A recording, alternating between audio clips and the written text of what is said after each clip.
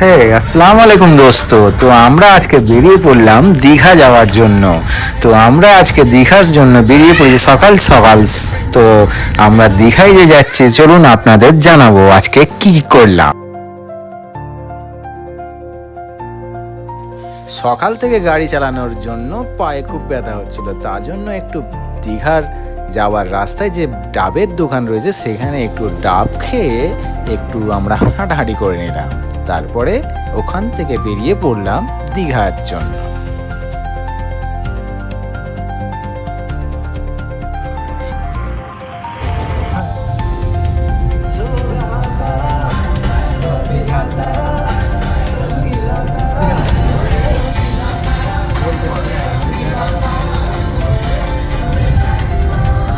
তারপরেই আমরা পৌঁছে গেলাম দীঘা। আমরা দীঘায় গিয়ে সিবাট হোটেলে স্টে করলাম। আমার ছেলেটি তো খুব দোল্লা চড়তে ব্যস্ত, সে ওখানে সারা রাত ধরেই দোল্লা চড়বে বলে কান্নাকাটি করছিল, কিন্তু আমি ওকে জোর করে টেনে নিয়ে চলে এলাম নিউ দীঘার পাড়ে। তো আমার ছেলেটি গাড়ি দেখে লাফালাফি করছে, আমি চড়বো। কি করব, ওকে চড়াতেই হবে, কেননা ওর এই বয়সে চড়ার বয়স। বড় হয়ে গেলে তো আর ওই গাড়ি চড়তে পারবে না, তাই জন্য ওকে তুলে দিলাম। আর ও খুব মজা করে চড়ছিল, সত্যি বন্ধু।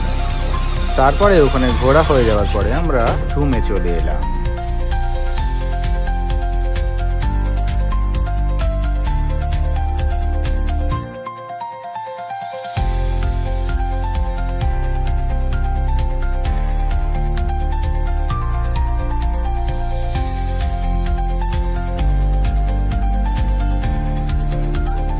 তারপর সকাল সকাল উঠে একটু হোটেলের সামনে দোল্লাটায় বসে একটু রেস্ট নিয়ে তারপরে আমরা বেরিয়ে পড়লাম সমুদ্রের বিচের ধারে।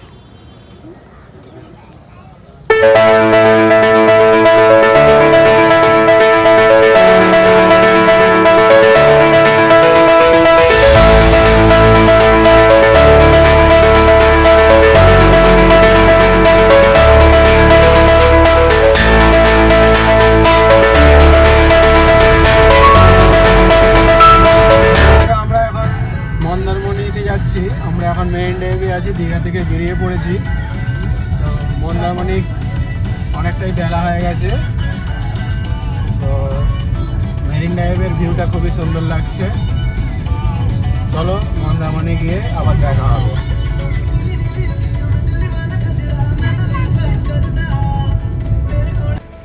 তো বন্ধুরা, আমরা ফাইনালি চলে এলাম মন্দারমণিতে আমরা চলে এলাম। তো কী কী মজা করছি আমাদের দেখাবো।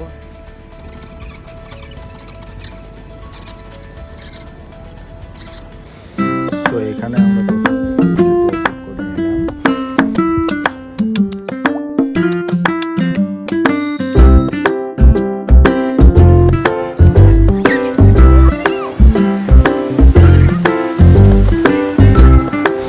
তারপরে আমি হাতকে নিয়ে একটু সমুদ্রে গিয়ে স্নান করতে গেলাম। আর ও তো একদম ঠান্ডা জলের জন্য বারবার পিছনে চলে আসছিল। আমি ওর পিছনে আসছিলাম, ও কিছুতেই আমাকে ধরতে দিচ্ছিল না। তো বন্ধুরা, এই ব্লগটি এখানেই শেষ করলাম। অবশ্যই লাইক দিয়ে সঙ্গে থাকবেন।